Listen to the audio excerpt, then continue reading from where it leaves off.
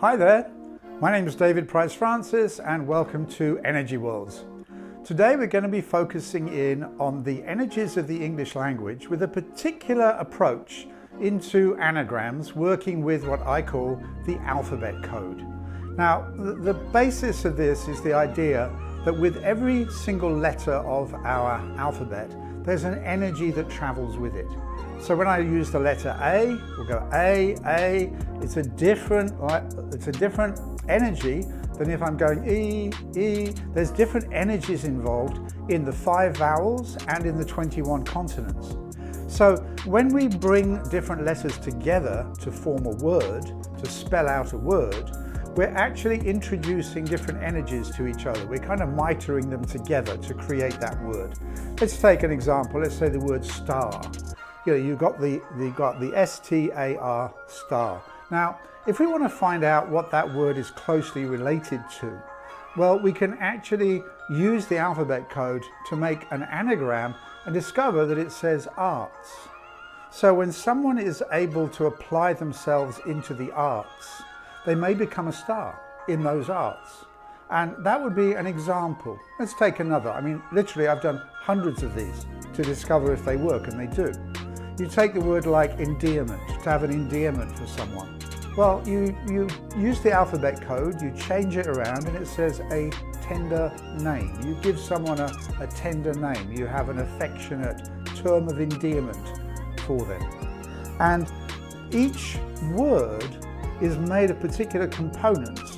And so when you then review those components and move them around, you produce a different property that in some way is related. Sometimes it's the exact opposite. Like you take a powerful example, the word live, L-I-V-E. I want you to live. But you reverse that energy and it says E-V-I-L, which is evil. So we've got traveling one way, we've got live, and in the other we have evil.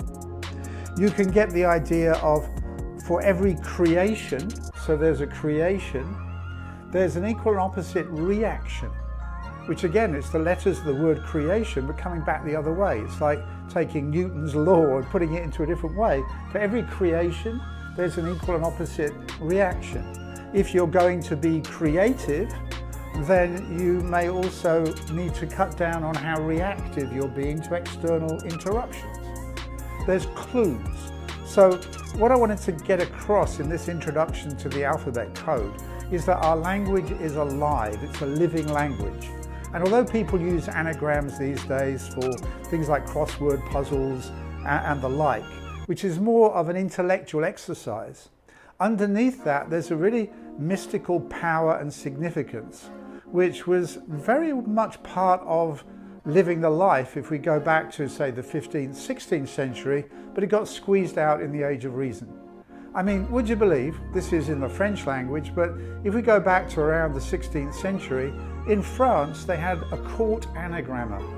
And that person's job was to take the name of someone coming to see the king and to anagram it to find out what was in the name. So if someone turned up and said, well, my name is Biden, let's take that example, then it would say, oh, this person may be a bit of a sleepy Joe. Why? Because his name by anagram says in bed. So you kind of got a correlation. I'm not picking on him particularly, just looking at the language, it's amazing what you can find inside it in terms of working with the alphabet code. I was looking at the name Elvis Presley the other day, and it says Sleepy Silver. So he's silvery, which is very active, but he was also a bit able to do slower, sleepier kinds of music. So don't underestimate the power of an anagram.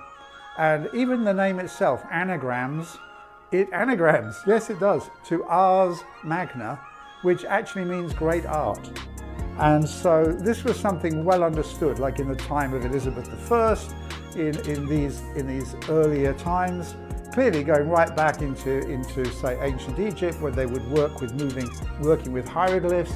There's a great deal to be understood about language, also knowing that language is always second principle. We use language to describe other things, but I think of the purpose of language, the original purpose of language is to convey reality.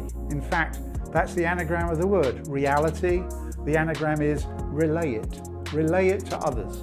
So not to then be dropping down the bar of language into more the advertising and the trade, but actually using language to endeavor to convey reality in the best way that we can. And anagrams are a terrific tool to be opening up the inner properties of words.